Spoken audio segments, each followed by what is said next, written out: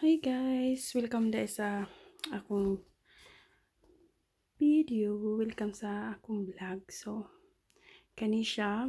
Sa butuan ni siya agusan talanote.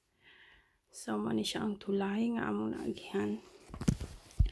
Actually, kani nga video, kato pa ni pagbakasyon namo. May ganahan lagi ko magtanaw sa palibot, no? O, na-miss na po na ako ang akong lugar. Mamanggod po ni akong ang nagdako gid ko sa Agusan del Sur. Pero natao ko sa Agusan del Norte. So, hindot kaya siya, no? O kanang ma-enjoy ko maglantaw. Kung pwede pa lang sa Pilipinas na mag-stay, but kinahanglan mo kayod sa ano siya. Pabalik na dahil mi ani, no? Kumbaga, gikan nami sa Agusan del Sur, kani nga way pauli nami ani sa Butuan, kay sa Butuan man ni nag-stay. So, man siyang suba, no? Medyo taas ang tubig nga time. But bisag sigig ulan diha, sigig ulan. Pero ang weather dili siya tugnaw. So, pwede ra ka mag short shirt lang kada mag permi. Dili siya tugnaw. I think mas nindot gid para sa ako nindot gid ang weather sa Pilipinas, unlike diri Diyos ko. So, di gid ko kakayag tugnaw permi. But no choice. Kay kinahanglan mamukayod.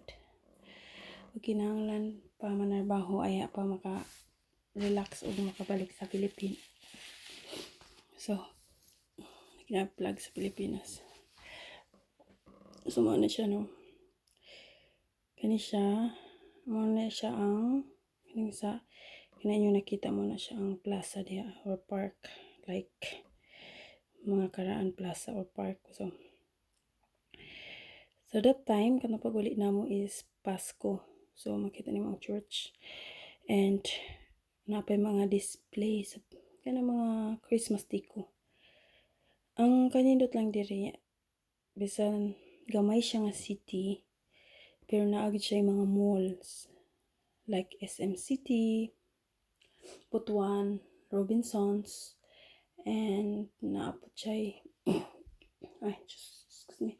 naapot siya Gaisano, and naapot Pure Gold na ay mga tindahan dito sa Maylangihan, ug parehana na po university, naapoy tanan basta nindot kay diha. Para sa ko mas ganahan ko magpuyo sa Butuan City kay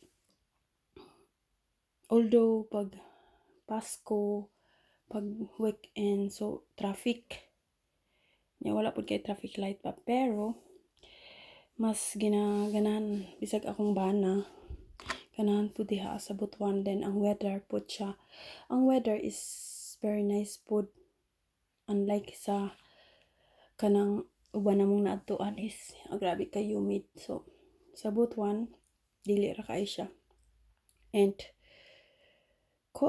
kanang mas prepare namo nga sa Butuan kun mi if itugot sa Ginoo, if kanang kaluyan sa Ginoo nga makaipon or whatever, or kaluyan pa nga baskog makauli pag hantod matigulang sa Pilipinas, gyud magpakatigulang.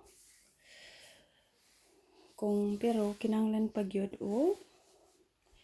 syempre before ta mo desisyon sa mga butang kinahanglan nato maghuna-huna po sa ato ang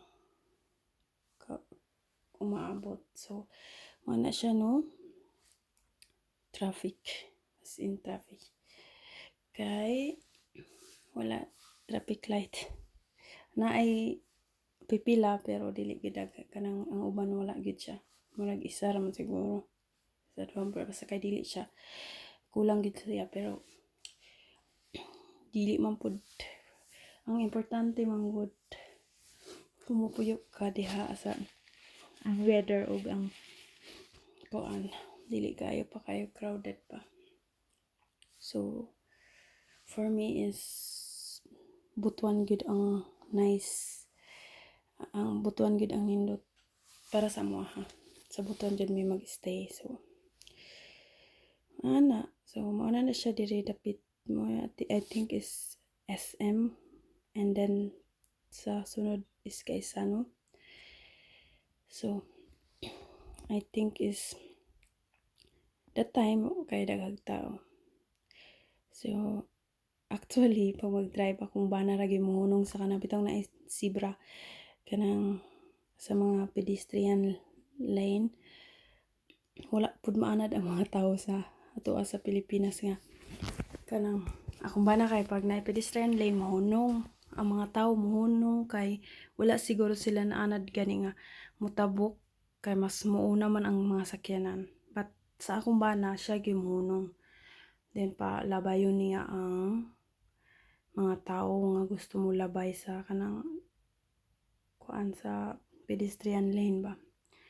Kay mostly sa ato gyud matingana akong bana nganong di man ni sila manabok kay mas mahadlok ang tao sa mga sakyanan.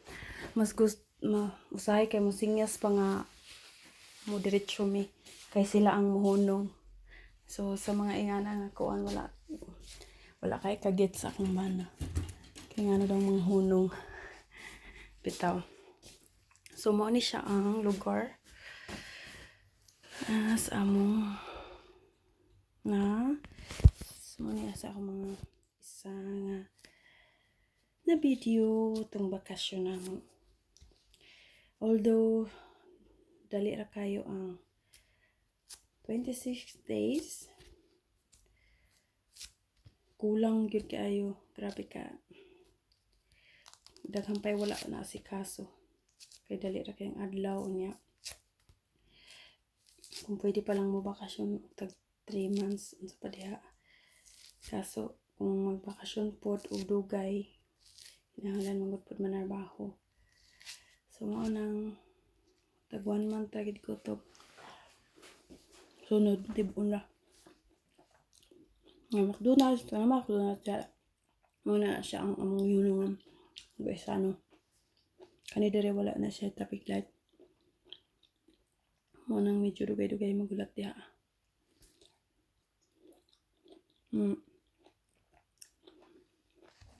Ang kanindot ang sabuton gud. Tanan gusto nimo. Tanan panginahanglanon nimo na atanan. So mo nang among gi-choose. Among pili in the future. Sa Butuan mi tuyo. I hope so. Kay ganahan mi. Di pa man po noon good crowded. Sa tinuod lang po. Then unsay mga panginahanglanon niyo na agid ba? Di na kamo ato sa other city. Ang kinahanglan naman ang pagkaon. Kani pa ingon namin sa among rentahan. Kapit na anak maabot. Paingon bitaw mi ata. Nag-rent mi ato sa subdivision. So dire mi per mi mag-agi. Although daghan may dalan. Pero dire raman mi naanad. Pero kung magdugay siguro sa Butuan, makabalo na kung asa dapit maayo mo agi. Nga walay traffic. Then nga mo gay dalan sa likod nga. Wa kaayo mo agi.